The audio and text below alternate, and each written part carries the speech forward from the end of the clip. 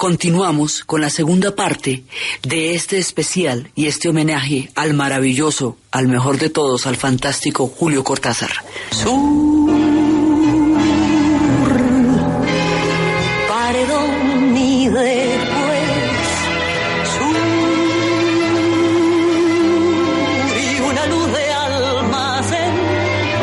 Ya nunca me verás como me vieras, recostado en la vidriera y esperándote.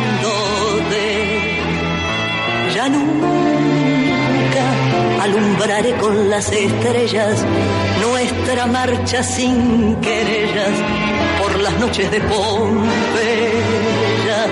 Las calles y las lunas suburbanas y mi amor y tu ventana, todo ha vuelto, ya lo sé.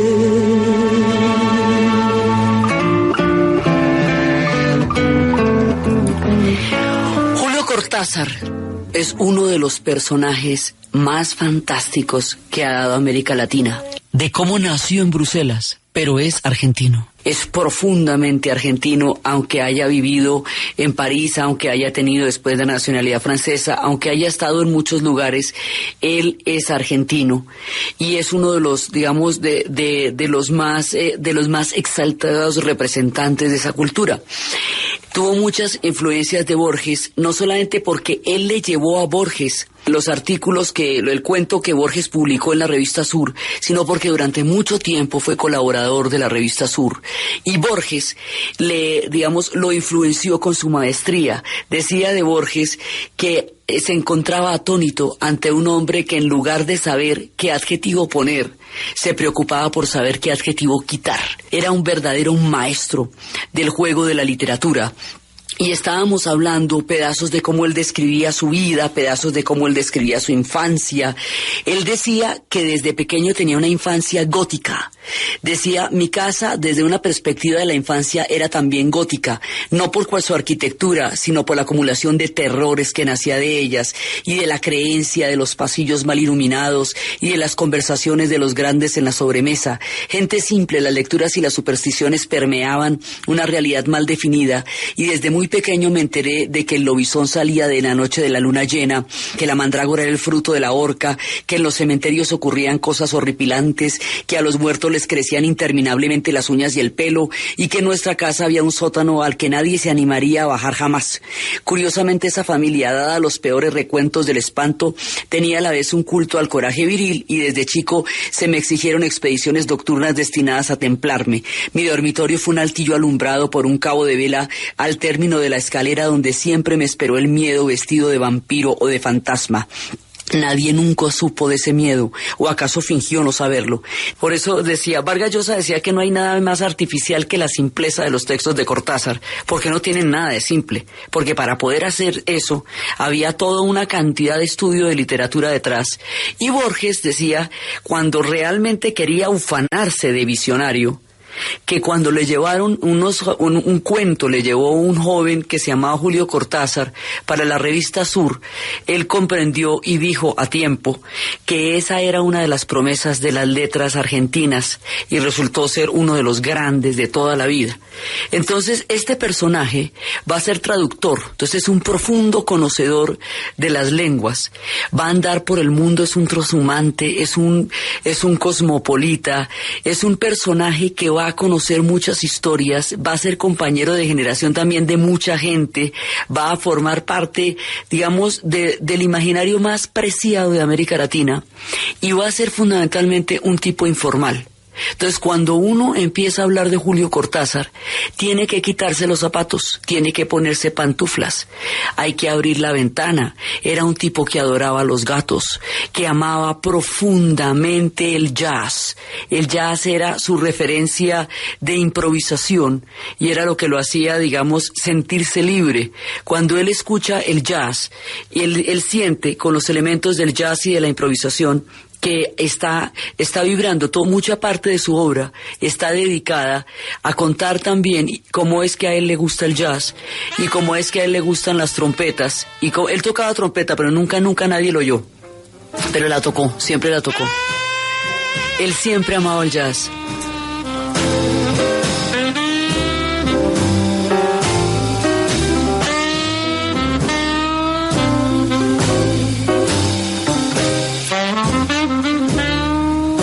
El jazz hay una serie de elementos que van marcando su vida. El jazz, el amor a los gatos, el espíritu de la libertad, la genialidad con que él se va a relacionar con la literatura. Entonces, este personaje va conociendo partes muy importantes del siglo y va construyendo una forma de escribir completamente nueva, completamente fresca, completamente libre y muy, muy compleja también a la vez en su gran simplicidad. Eso es, digamos, como los juegos que tenía. Él va a estar en la Argentina hasta la época en que Juan Domingo Perón se instala de lleno. Porque él dice que cuando Perón, primero, Cortázar jamás fue amante del culto a la personalidad. Su irreverencia, su burla a toda solemnidad no le permitía aguantarse una adoración colectiva a una figura política como la que hubo en la Argentina de Perón. Entonces él decía que él fundamentalmente se fue de la Argentina porque cuando estaba sentado escuchando sus hermosos conciertos de jazz, sonaban en los altavoces Peronzos grande y le interrumpían sus improvisaciones del jazz. Y él no podía vivir en un país donde se le interrumpiera la improvisación de su hermoso concierto de jazz. Entonces por eso se va de la Argentina. Va a ser la manera como él manifiesta, digamos, su repugnancia a un culto generalizado de fanatismo como el que en ese momento se estaba produciendo con Perón. Perón va a ser un fenómeno de un grado de, digamos, de aceptación. Él va a ser el poder, él va a ser los sindicatos, él va a ser la oposición, va a infiltrar absolutamente todo y va a tener un nivel de consenso y de adoración en el pueblo argentino con la figura de Evita también y con toda la cantidad de condiciones sindicales que se lograron en esa época y que son las que le dan el apoyo a él. O sea, es un fenómeno bien importante, pero a Cortázar el culto a la personalidad, esa solemnidad y ese aire marcial le parecía hartísimo porque él nunca se aguantó esas cosas, es un irreverente y siempre estuvo, digamos, siempre huyó de la solemnidad y huyó de todo tipo de cualquier forma de plegarse a algún tipo de poder. Siempre defendió toda clase de libertades. Él se va por el mundo, va a conocer muchísimos lugares, va a tener una mujer que se llama Aurora, que estuvo con él mucho tiempo, y luego va a conocer a la que va a ser su compañera, que es Carol Dunlop, la que va a ser su compañera durante mucho tiempo. Él va a entrar en contacto, en el principio, su obra no tiene, digamos, la característica, no, él no está, no tiene una forma, una conciencia política muy clara. Eso le va a pasar, es cuando llegue en contacto con la Revolución Cubana. Cuando él entre en contacto con la Revolución Cubana, va a tener una posición política clara y definida frente a lo que en ese momento era la historia de América Latina. Pero la posición política de Julio Cortázar no se va a traducir en sus cuentos, porque él siempre diferenció la libertad de crear con las creencias políticas. Entonces, la verdadera libertad de Cortázar estaba en mantener toda la libertad en la literatura, independientemente de sus posiciones, porque para él la libertad era un espíritu mucho más profundo y la ideología era algo que él en un momento dado podía compartir con una causa o con una situación. Cortázar tiene el espíritu del Mayo francés mucho antes de que el Mayo francés haya ocurrido. Cortázar es el hombre de la imaginación al poder y del poder de la imaginación en la literatura. Es un personaje tan querido porque representaba todos los sueños y las utopías de una generación. Entonces toda la gente que quiso ser bohemia en París, pues Cortázar fue el más bohemio en París, y en París escribe la historia, una de las historias que más lo va a hacer adorar en el mundo, que es la Rayuela. Rayuela es como se le dice en Argentina a la golosa, al juego de los tres cuadrados que se saltan con una piedrita y que luego desembocan con cuadrados a los lados, y después usted va llegando en la medida en que no se caiga con la piedrita. Esa golosa nuestra, ellos la llaman Rayuela. Rayuela es una historia de Olivares y la maga amándose en París, en ciudades circulares. París es una ciudad circular, entonces es como una araña. Entonces ellos se ponen citas en París, esperando encontrarse, pero no se dicen dónde, para que el juego y el azar y la lúdica les permita los encuentros. Rayuela es una novela que se puede leer de varias maneras porque está escrita como un mecano. Se la pueden leer de abajo, de adelante para atrás, de atrás para adelante, o hay una serie de capítulos en cuyo orden se puede leer.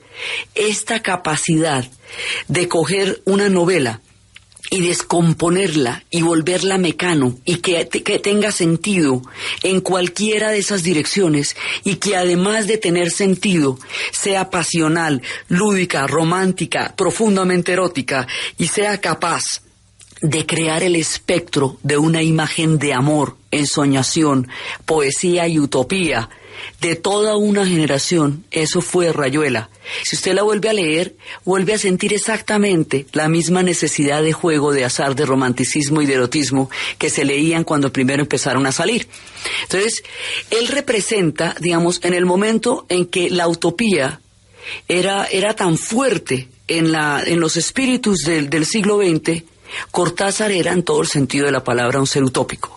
Porque es un espíritu libre, es un tipo romántico, es un tipo capaz de creer profundamente en las más grandes causas, pero a la vez es un tipo descomplicado, informal. Para abordarlo hay que despojarse de toda pretensión, hay que despojarse de todo artificio, porque él es un personaje completamente natural, completamente, sobre todo es un informal absoluto. Un tipo con sus gatos. Él hablaba de los gatos, dice que los gatos, si uno les enseña partituras, pues ellos pueden tranquilamente aprenderse unas 4 partituras, pero si los deja solos, pues son capaces de inventarse otras 3 para diferentes perros amigos, mostrando de esa manera la increíble astucia y la capacidad de los gatos. Este es un tipo que está fuera de las clasificaciones. Y encarna el espíritu de todo lo que se soñaba que era ser un hombre libre en el momento en que estaban, o sea, mucho antes del 68, este tipo ya era el espíritu del 68. Antes de la formulación de la utopía, ya tenía la utopía en su corazón y la convirtió en literatura. Entonces, por eso, a medida que pasaba el tiempo, él se iba haciendo más joven, porque los sueños más utópicos del 68 lo fueron alcanzando a él, en lugar de él alcanzar a los sueños. Es uno de esos tipos a los que los sueños los alcanzan.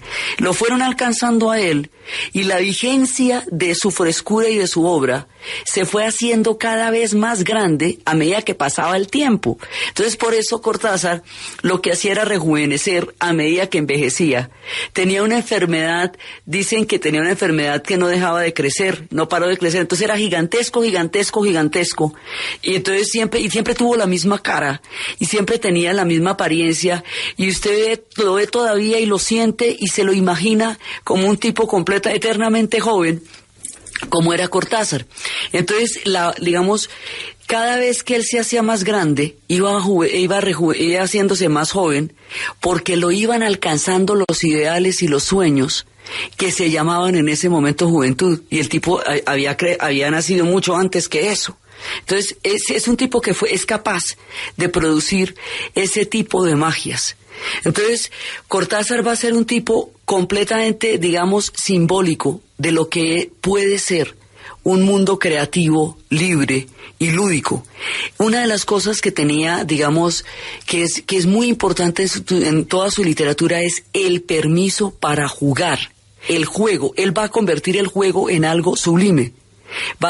Lo va a elevar a una de las categorías más impresionantes, y el juego va a ser la estructura de su obra. Y cuando uno lee a Cortázar, es como estar mirando un caleidoscopio sin saber si usted es el que está mirando el caleidoscopio a través del ojo o si usted es parte del caleidoscopio. Las figuritas se descomponen, juegan unas a otras, como se descomponen los capítulos de la novela de Rayuela. Él puede hacer que lo cotidiano se vuelva completamente extraordinario, simplemente por la manera como lo describe, y puede hacer que lo extraordinario se vuelva completamente cotidiano y no produzca el más mínimo asombro, mientras que lo que produzca el asombro más absoluto sean las cosas cotidianas. Logra alterar la realidad. crear planos diferentes en los cuales uno se mueve cuando lo lee, pero sobre todo le da permiso al cuerpo y al alma para jugar. O sea, es un espíritu que le permite a usted entender que me ha dicho, contra esa adultez en donde, ¿qué es lo que es tan grave de crecer? Digamos, lo grave de crecer es el sentir que ya no hay permiso para jugar.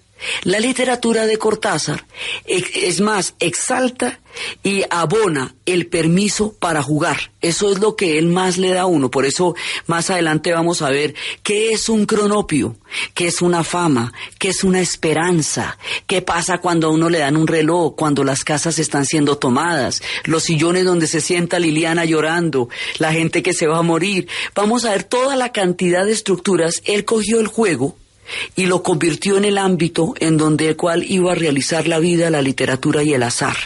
Y con todo eso empezó a crear su obra. Y era un traductor. Él tradujo a Edgar Allan Poe, tradujo la prosa, una cantidad de prosas, de cuentos de Arthur Gordon Pym, de los relatos de Arthur Gordon Pym, de Edgar Allan Poe, los va a traducir Cortázar. Y él dice que eso lo llenó de unos terrores deliciosos, que ese espíritu de Poe le producían unos miedos absolutamente fantásticos que lo estremecían por dentro y que él vivía encantado con esos miedos que le producía Edgar Allan Poe. Tradujo también a Keats, al gran poeta Keats, hizo relevante toda su figura en la literatura inglesa. Va a traducir, o sea, que a uno le traduzcan, hacer el favor para la gente hispanohablante de traducir a Edgar Allan Poe es una cosa de agradecerle toda la vida, y de traducir a Keats. Entonces él era un traductor. Siempre trabajó en eso. Conoció el mundo, conoció grandes personajes y siempre cada una de esas experiencias enriquecía ese mundo de la lúdica. Cuando se compromete con la política, lo va a hacer con su vida y van a mantener el juego en la literatura, tanto que él se va a ganar el premio Rubén Darío a la independencia de la literatura. Entonces él va a estar comprometido con el proceso de la Revolución Cubana en el momento en que la Revolución Cubana, él va a llegar allá en el 68.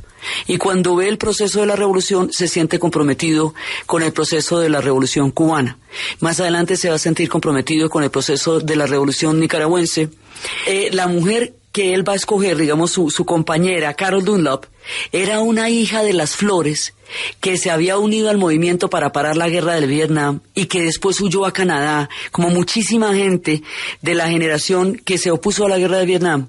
Huyeron a Canadá y ella aprendió francés y no quiso volver a hablar inglés de lo brava que estaba con lo que estaba pasando en ese momento. Entonces él la convenció de que volver a hablar inglés, que esa era una lengua muy hermosa y que no tenía nada que ver con un conflicto geopolítico que en ese momento se estaba dando. Ella volvió a hablar inglés y entonces ellos fueron felices porque él amaba también esa lengua, pues de la cual era traductor. Entonces, este personaje va a estar en la bohemia de París, en las causas que en un momento dado aglutinaron a una generación.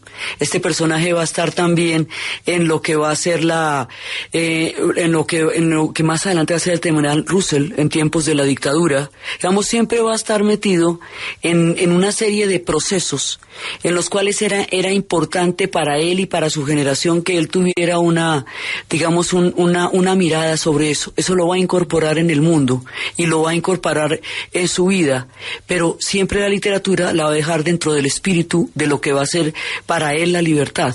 Entonces todo este mosaico de cosas, uno puede hablar mucho sobre él, pero es tratando de pintar más que un hombre, un espíritu. Alguna vez hablábamos que la libertad a veces se hace presente en la historia con grandes y multicolores y espectaculares procesos, pues como el Mayo del 68, como el Festival de Woodstock. Bueno, pues la libertad también a veces se hace presente en los hombres, en los escritores, encarna. La encarnación en el espíritu y en la literatura es Julio Cortázar.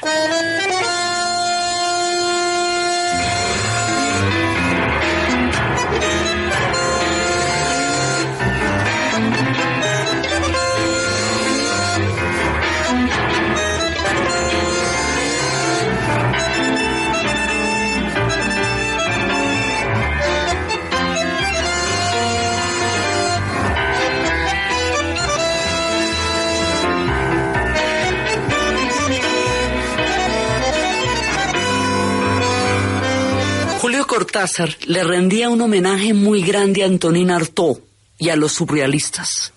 Y cuando le preguntaban por qué, él decía que todo el mundo, por dicho, a la gente le gustaba decir que el espíritu del surrealismo había muerto, que eso ya había pasado de moda. Entonces él decía, imagínese si nosotros descartamos las vanguardias, si decimos que pasó de moda lo que ha buscado la libertad, entonces decimos que quedamos en la misma situación de las generaciones anteriores a las rupturas.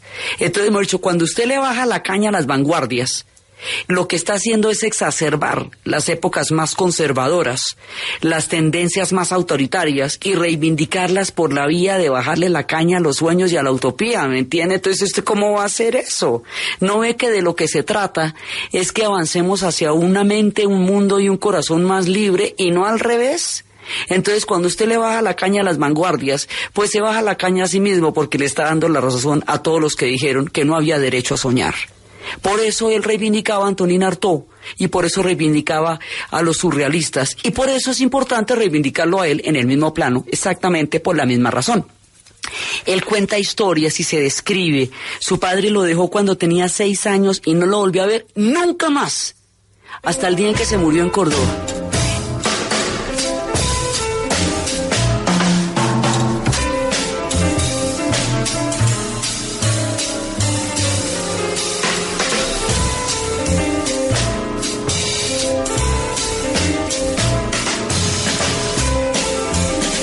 Vamos a una pausa comercial.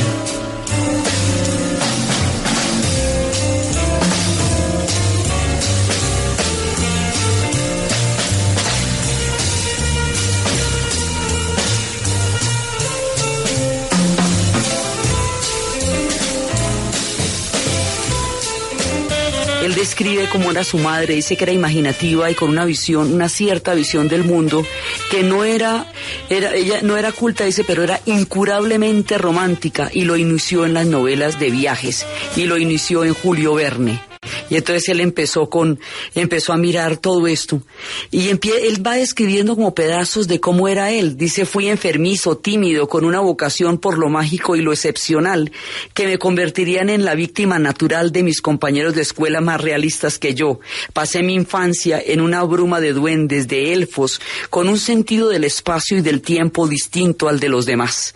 El hombre vivió siempre en otra frecuencia cósmica y logró con su literatura que la gente se sintonizara en la frecuencia cósmica en la que el hombre vivía.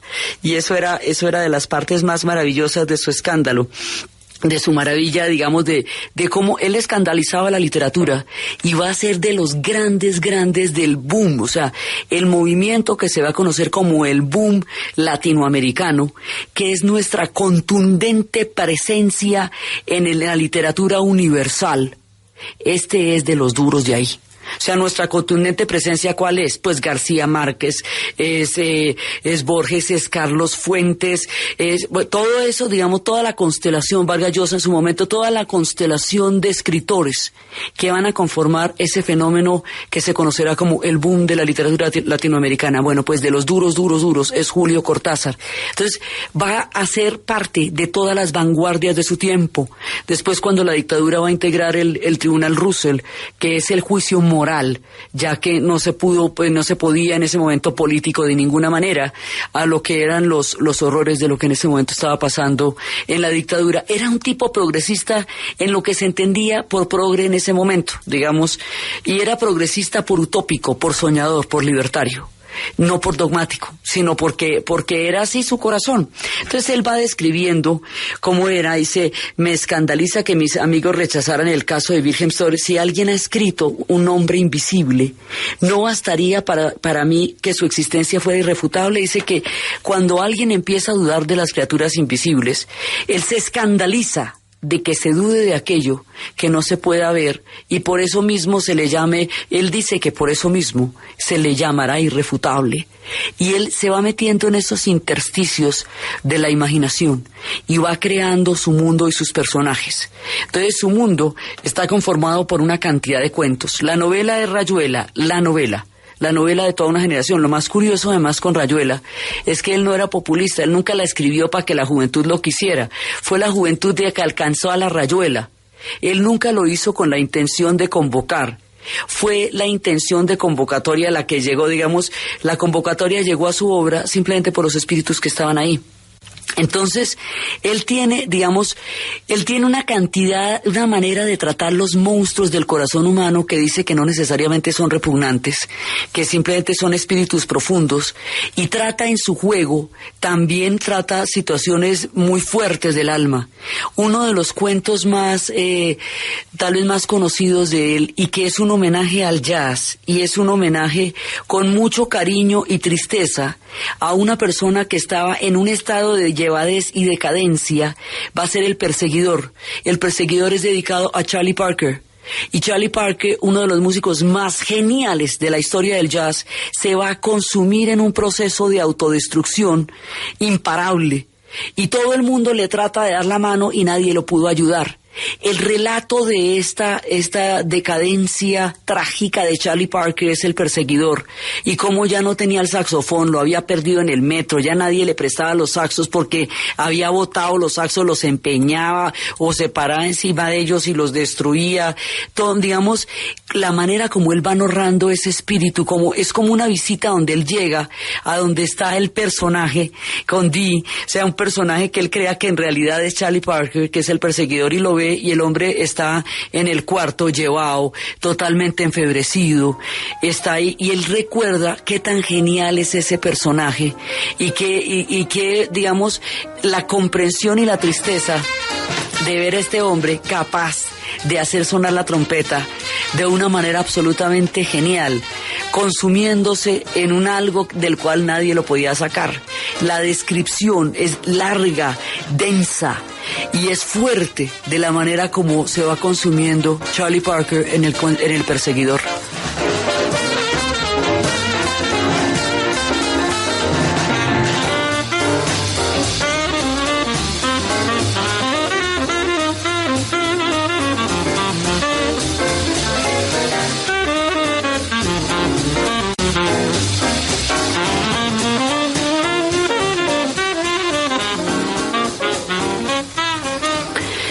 Cortázar va creando un universo. Eso es básicamente la obra de Cortázar, es un universo. Y en ese universo pasan cosas extraordinarias. Pasan cosas como una casa, uno de los cuentos, una casa donde había dos hermanos. Esos dos hermanos no se casaron nunca. Ellos tienen la teoría de que la casa no los permitió casarse nunca. Heredaron una casa, ella tuvo dos pretendientes a los que dejó, no se sabe muy bien por qué. El otro tuvo una mujer con la que se quiso casar y se murió y nunca le paró más bolas. Entonces ellos terminaron, los dos hermanos, viviendo en la casa. Y en la casa se van a quedar y van a convivir ahí como un matrimonio de hermanos. Además era la única situación en la cual ellos podían vivir como una especie. Ellos no eran un incesto, pero tampoco no lo eran. Era algo así como un matrimonio de hermanos. Se quedan en la casa. De pronto por las noches, es una casa grandísima, grandísima, grandísima, como de 8 habitaciones, una cosa gigantesca que tiene dos alas grandes en las cuales está dividida la casa.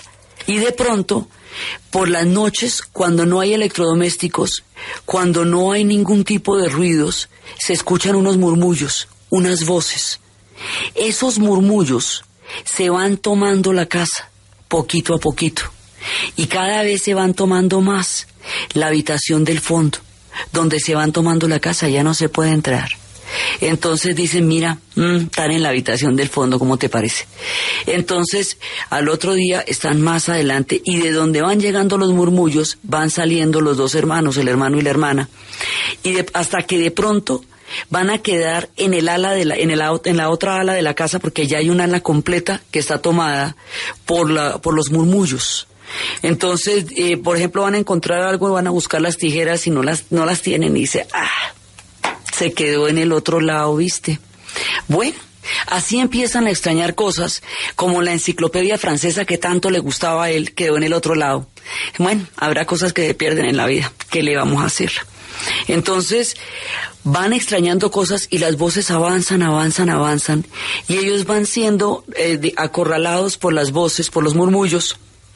Ellos nunca cuestionan quiénes son las voces, ni por qué están ahí, ni nada. Simplemente asumen con toda naturalidad que las voces se han ido tomando la casa, que los murmullos se han ido tomando la casa, van pasando al otro lado de la casa, hasta que un día ya los murmullos están donde ellos están. Entonces el día que están donde ellos ya están, salen simplemente a la calle, le echan llave a la casa y botan las llaves a la alcantarilla para que nadie desprevenido, fanfarrón, ladrón o maleante se le ocurra recoger las llaves, entrar a la casa y encontrarse con los murmullos que ya se han tomado esa casa. Y así, sin mayor problema, se van, porque la casa ha sido tomada.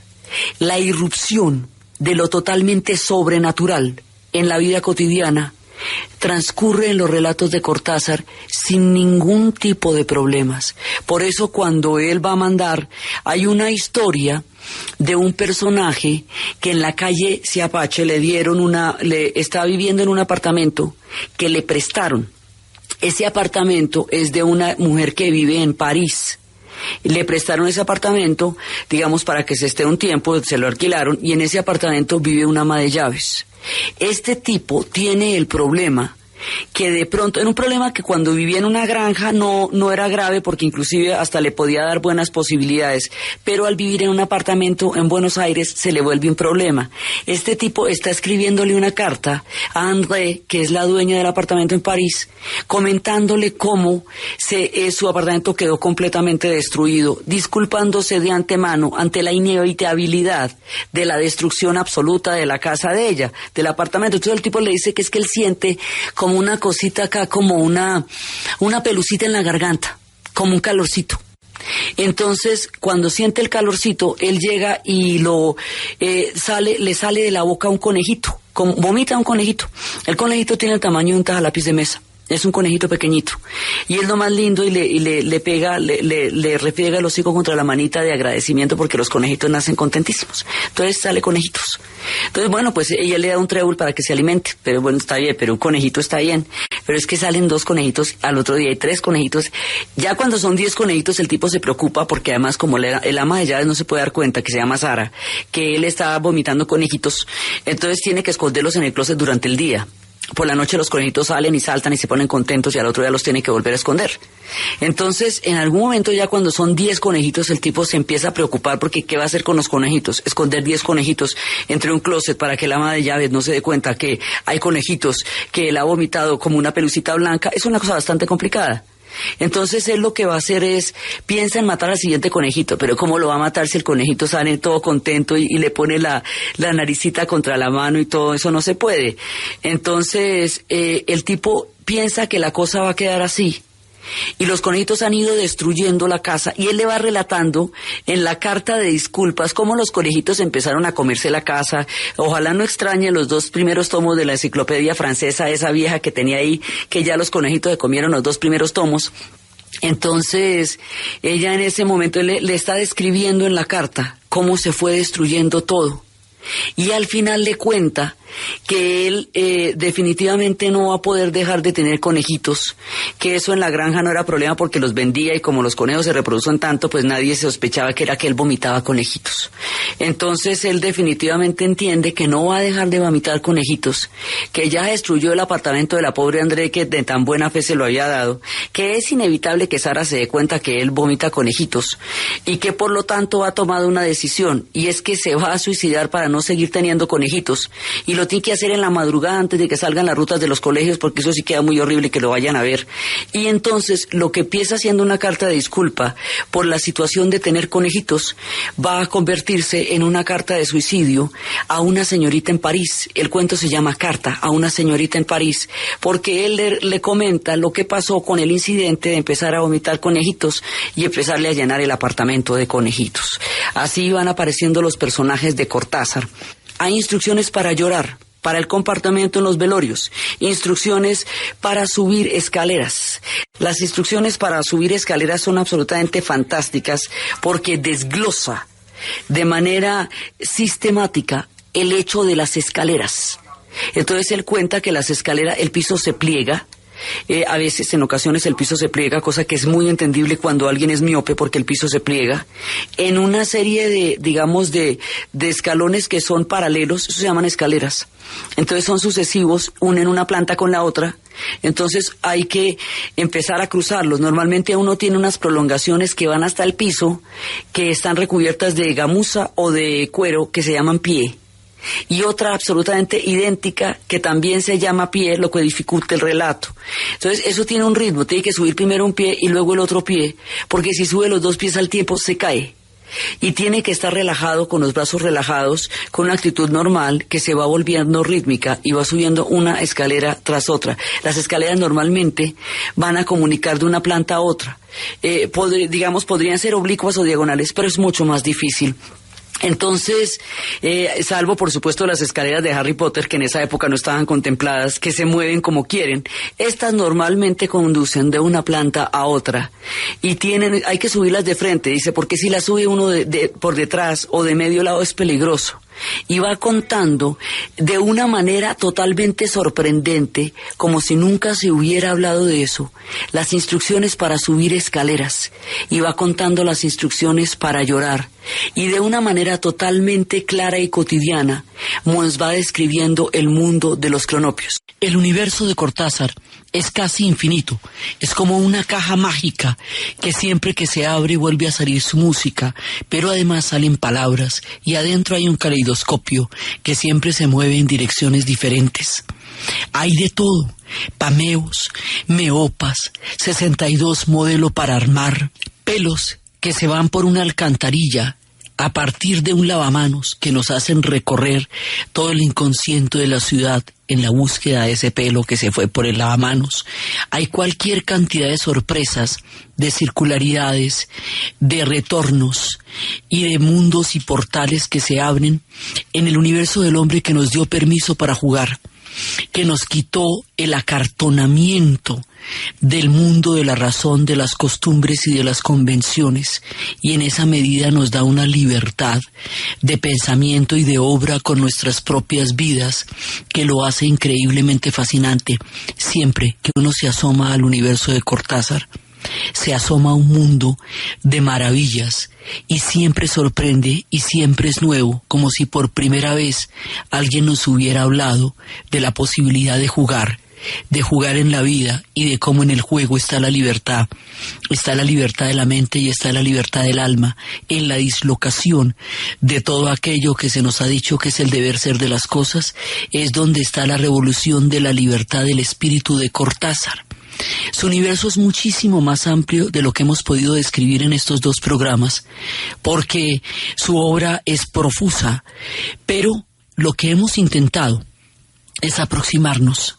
Ahora que se cumple el doble aniversario de los 100 años de su nacimiento y de los 30 años de su muerte, ahora que las generaciones que crecimos bajo el juego de la influencia de Cortázar y las nuevas generaciones que acaso lo descubran a partir de las evocaciones que se ha hecho y se estará haciendo a lo largo de este año, que su aniversario resuena en todas partes.